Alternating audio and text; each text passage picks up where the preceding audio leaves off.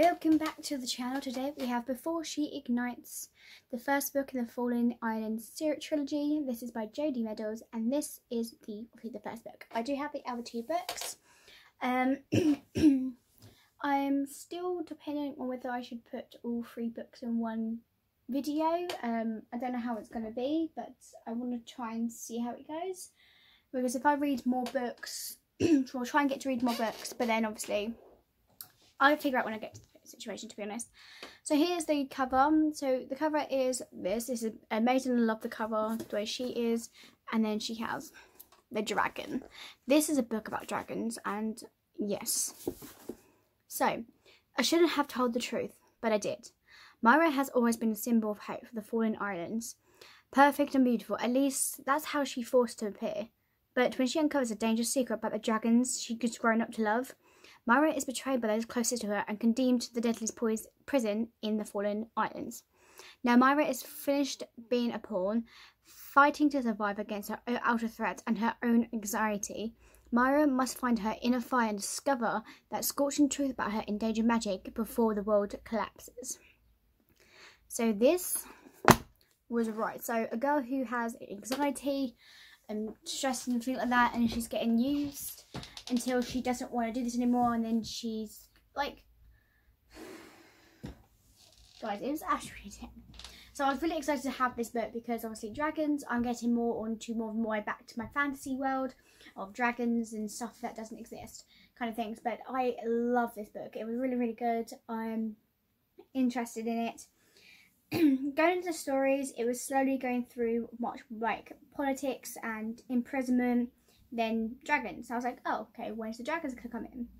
So that was a disappointing since there was a lot of dragon scenes, but I still enjoyed the book. That is fine. So we have a Myra, our protagonist. She's a very privileged girl because the peace treaty between the lands and it's named after her. She has a symbol of hope and is respected from everyone. But she ends up discovering a dark, deep secret that is, and then she's sent to prison that is very deadly. Totally blindsided by that, she has to survive and live her days out until someone proves her unguilty and rescues her. Myra has quite an unconfident mind. She's always been brought up by her mother to be just a pretty face. She has no to believe in herself. She suffers from anxiety, OCD. I love the portrayal of her character, of how raw and insecure she is. Though about her mental health was handled and portrayed very realistically. Like, I could feel like it. I was like, oh wow. And the world built in this book was fun. I love exploring, finding out more about it. Like, I just wanted to keep reading every page. I just kept going and going. I didn't want to put the book down because I needed to know what was happening and to see if she was going to be okay. Like, I had to be like, oh my god, I'm worried. So the storyline does jump back between past and present.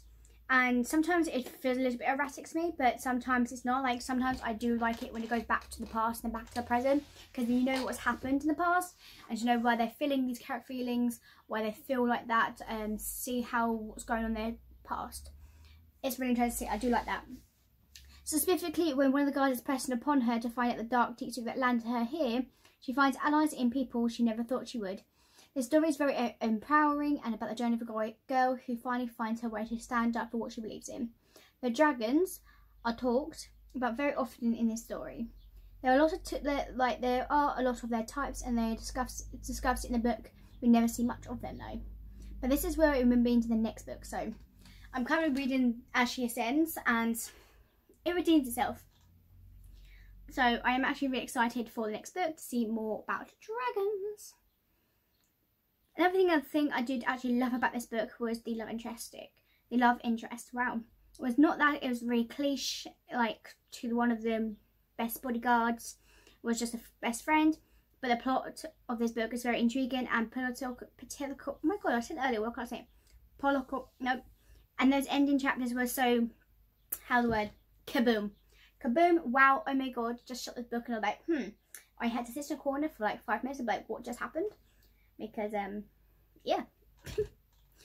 And it ended in such a dramatic way. That's why I'm glad I got all 3 books. So that's why I literally, as soon as I got this book, I had to film this one, and so I could literally start reading more of this, the second books I need to know.